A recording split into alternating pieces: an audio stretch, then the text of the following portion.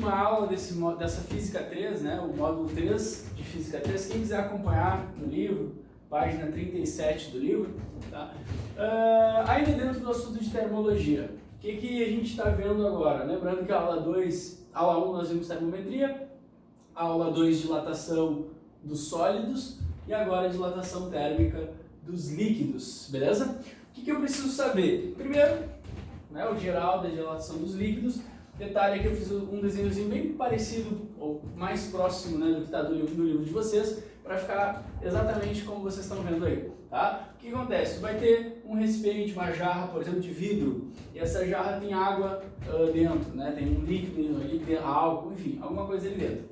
Então a gente tem, digamos que está completamente cheio desse líquido, o líquido tanto faz agora, né? O material da jarra tanto faz também, mas está completamente cheio. A gente tem um volume inicial, então. O que vai acontecer? Eu vou fazer o aquecimento. Lembrem que aquecimento produz dilatação, que a gente tem visto até, né, na aula 2. Então, aquecimento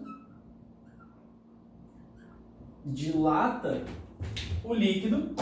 E daí o que tu vai observar? Bom, como ele tem aqui uma bordinha ali para fazer o escoamento da água, tu vai ver que toda a água, como ele está no topo, está cheio, toda a água que aparentemente, né, dilatar, ela vai começar a escorrer por aqui e cair num recipientezinho, beleza? É isso que a gente vai observar. Mas o detalhe que é importante frisar, que é importante, né, tu aluno se ligar, que é o seguinte: isso que tu está vendo aqui, na verdade, ele é o que a gente vai chamar de dilatação aparente, tá? Como assim? Vamos escrever isso aí para não esquecer, né? Dilatação aparente. Vou puxar aqui uma flechinha. Dilatação aparente. Beleza? Que seria esse ΔV AP, dessa forma que eu já vou explicar para vocês. Professor, por que dilatação aparente? Porque na verdade o que tu está vendo aqui é só o que está extravasando, né, como o livro diz, só o que está saindo do potinho, beleza? Só que o que tu tem que se ligar também é que o potinho ele é feito de vidro, o recipiente ele é feito de vidro, e vidro, né, assim como qualquer coisa, é um material que dilata no aquecimento. Então vai ter uma parte que está dilatando do vidro, que vai dilatar junto com o líquido, e não vai deixar esse líquido sair, ou seja, uma parte que está dilatando lá dentro que tu não está vendo, porque o próprio recipiente está dilatando junto. Então ele está meio que escondendo essa dilatação do líquido. Ou seja, então aqui é só o que tu está vendo, aparente. Se vocês perceberam, eu até deixei aqui o apagador para mostrar, ó, o recipiente que eu desenhei aqui, ó, ele tem um tamanho que é mais ou menos do apagador. O recipiente que eu desenhei aqui ele é levemente maior, ó, se tu olhar, ele é um pouquinho maior. Então tem uma parte aqui, ó, seria essa partezinha, eu vou até pintar de outra cor. Essa partezinha é a partezinha que estava dilatada e tu não percebeu, né? Até no meu desenho eu tentei fazer assim para a gente não perceber. Como é que eu chamo essa parte que eu não percebi? Essa parte que tu não percebeu, ela ficou dentro do recipiente porque é a parte que acompanhou a dilatação do recipiente. Então essa parte, ela vai ser considerada o que o recipiente dilatou. Vamos chamar de dilatação do recipiente, que seria esse ΔV REC, né? Recipiente, beleza? Então o detalhe é o seguinte, a gente está falando aqui de duas dilatações. A dilatação real do líquido seria a soma dessas duas. Professor, como é que funcionaria na prática? Vocês podem ver que a gente está falando de ΔV o tempo inteiro, então quando fala de dilatação de líquidos é sempre volumétrica, porque o líquido sempre vai ser considerado todas as dimensões dele, né? Sempre volumétrica. O detalhe é o seguinte, a dilatação aparente, que é essa aqui, mais a dilatação do recipiente, vai ser igual à dilatação do líquido, beleza? Nas questões, o que vai acontecer? Muitas vezes tu vai ter que calcular duas e achar a terceira. Então, como é que calcula? Usando a mesma fórmula de dilatação. Lembra daquela fórmula que nós vimos na aula passada, na aula 2? ΔV é igual a V0 mais coeficiente de dilatação volumétrico, vezes o coeficiente de dilatação volumétrico, vezes a variação de temperatura. Então, tu vai usar a mesma equação, tanto aqui, quanto aqui, quanto aqui. A única diferença são os coeficientes.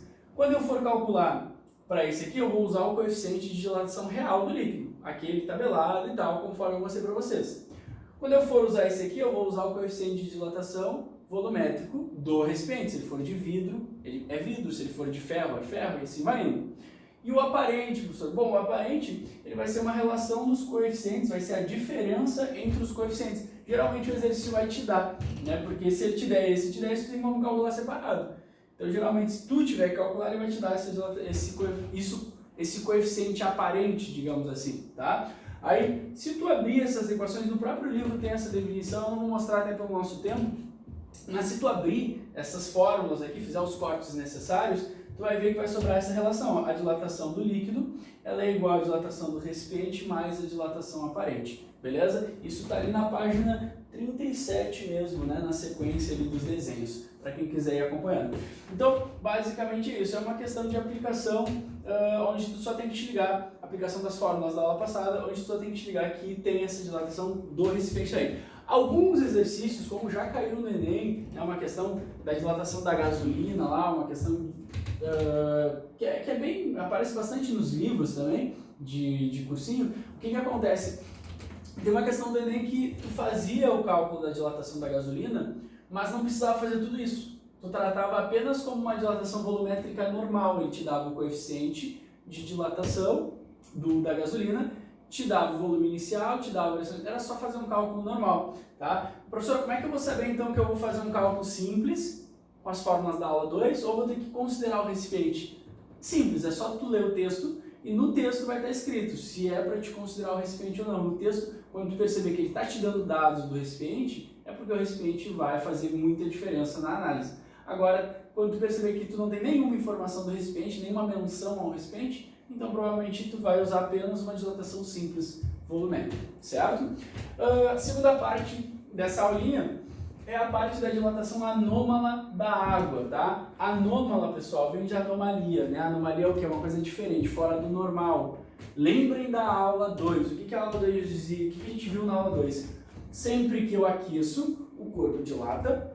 Sempre que eu resfrio, ele comprime. Essa era a forma normal, né, que eu tinha comentado com vocês. O que é anômalo? Anômalo é o contrário. É uma situação onde toda vez que eu aquecer, ele vai comprimir, ou seja, fazer o contrário. E toda vez que eu resfriar, ele vai dilatar, beleza? Então a ideia é exatamente essa. Eu escrevi aqui para vocês. Existem outras substâncias com dilatação anômala, mas o importante para a gente aqui é a água, tá? Até que é o que o livro de vocês está trazendo também. Então, o que acontece? Essa dilatação anômala da água é num período específico de temperatura, um intervalo específico de temperatura, tá? É entre 0 e 4 graus Celsius, beleza? Então, não é sempre, é só entre 0 e 4, aquecendo ou resfriando. Se eu aquecer de 0 para 4, comprime. Se eu resfriar de 4 para 0, dilata. Isso aqui, um exemplo bem simples que já pode ter observado no teu dia a dia, é aquela situação onde tu vai deixar uma garrafinha com água no congelador para pegar depois ir para academia, por exemplo, e daí tu enche a garrafinha, deixa ali de repente um dedo de diferença, né? Não enche até em cima, mas bota água, enche até um dedo e tal, botou lá no congelador. Deixou lá para congelar, quando tu vai pegar a garrafinha está totalmente cheia de gelo, esse um dedo já não existe mais, e ela está estufada. Por que isso acontece? Porque a água congelando, né, ela vai se aproximar do zero. Por mais que o teu congelador chegue a -2, depois graus Celsius, nesse processo de chegar até o zero, o que vai acontecer? Ela vai dar uma dilatada, e daí depois que passar do zero, ela até volta ao comportamento normal. Mas daí ainda, né, como está muito próximo do zero, essa dilatação que ela sofreu vai ser bem perceptível, beleza? Então é isso, uma situação onde tu resfriou, e esse gelo ele vai ocupar um espaço maior, né, na forma sólida, a água na forma sólida ocupa um espaço maior do que quando ela estava líquida, certo? Isso é uma situação bem comum, qualquer um já deve ter observado isso, uma simples situação de colocar água congelando. Às vezes a pessoa esquece cerveja, também garrafa de vidro estoura, né? Cerveja na latinha, a latinha estoura por causa dos mesmos motivos. Tem água na composição, a água dilata nesse resfriamento e ela acaba acontecendo isso, certo? Então o detalhe é isso, entre 0 e 4 graus Celsius a gente tem essa anomalia no comportamento de dilatação. Eu vou ter alguns gráficos aqui que eu quero comentar com você o seguinte, essa questão é uma questão teórica, provavelmente se aparecer, e é uma questão de análise. Muitas vezes eles vão te dar um gráfico, pode ser um gráfico de volume ou de densidade, beleza? O que acontece? Antes de eu explicar os gráficos, eu quero só explicar a relação da densidade e volume, que talvez tu não lembre, beleza? Que é o seguinte, o que a gente está vendo ali? a relação matemática de densidade e volume é essa aqui, densidade é igual a massa sobre volume, essa é a definição de densidade. O que isso quer dizer? Quer dizer que a densidade ela tem uma relação inversamente proporcional ao volume. Resumindo, o que a densidade aumentar, o volume diminui proporcionalmente. Então, aumentou 2 vezes, diminuiu 2 vezes. Aumentou 3 vezes, diminuiu 3 vezes. E assim vai, considerando, né, uma situação de massa constante. Tá, e aí, professor? E aí que guarda essa informação. Isso que eu estou explicando não é só para a água, não é só para a anomalia dela, tá? Isso aqui é uma relação que bota como uma observação, uma situação à parte, beleza? Então tu guarda isso. Toda vez que eu falar em densidade e volume, sem mexer na massa, eu vou guardar isso aqui, ó. Se eu pegar e aumentar o volume, o que acontece com a densidade? Ela diminui, certo? E se eu pegar e diminuir o volume,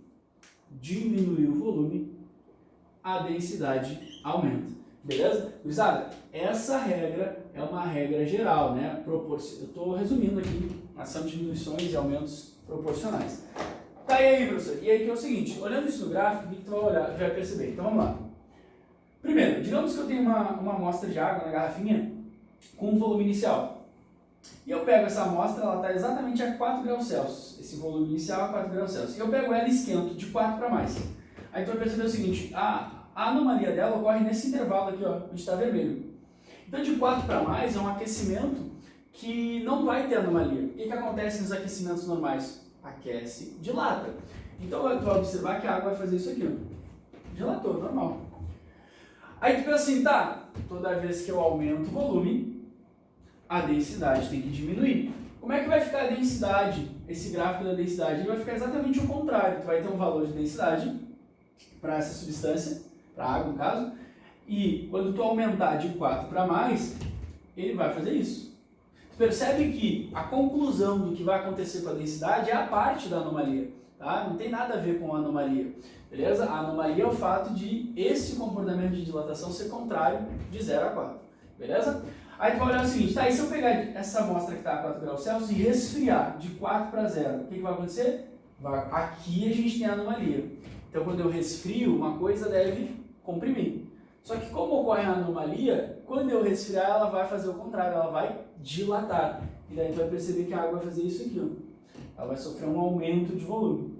Professor, quando aumenta o volume, a densidade diminui, certo? Certo. E tu vai perceber o quê? Que o gráfico ele vai fazer isso aqui, beleza? Ó, a densidade vai cair. Então, resumindo, se eu tiver uma amostra de água, né, a 4 graus Celsius, qualquer coisa que eu fizer com ela, ela aumenta o volume. Consequentemente, a densidade vai diminuir, né? 4 graus Celsius, qualquer coisa que eu fizer, essa amostra vai perder densidade, tá? Só para fechar aqui, a gente pode dizer então que nesse ponto eu tenho o menor volume, né, dessa amostra. Beleza? Menor volume dessa amostra. E nesse ponto eu tenho a maior densidade dessa amostra. Beleza? Então, onde eu tenho menor volume, eu tenho exatamente a maior densidade, porque são situações inversas, né? Inversamente proporcional. Lembra sempre disso. Beleza? Aí uma curiosidade é o seguinte, por que o gelo, né, que é feito da mesma composição que a água líquida, né? O gelo apenas é água sólida. Por que o gelo ele boia quando a gente coloca ele dentro de um copo com água? Justamente por causa que o gelo ele está perto, né, desse intervalo aqui, ou seja, ele está aqui próximo do zero, e próximo do zero ele tem uma queda de densidade. Beleza? Tendo essa queda de densidade, significa o quê? Então, a água no estado sólido tem uma densidade menor que a água no estado líquido. Então a água no estado sólido ela tende sempre a ficar boiando na água no estado líquido, certo? Só fazendo essa relação, essa analogia. Então é isso, pessoal. Falamos de dilatação dos líquidos, dilatação anômala. Com isso a gente encerra a Física 3, né, desse livro 1. Tá? Continuem os estudos de vocês, continuem botando em dia para quando a gente voltar para as aulas presenciais, vocês já estarem aquecidos na matéria, com tudo, né, na ponta da língua, e para a gente já partir para o livro 2. Beleza? Para as próximas aulas. É isso então? Tchau para vocês, bons estudos, beijão!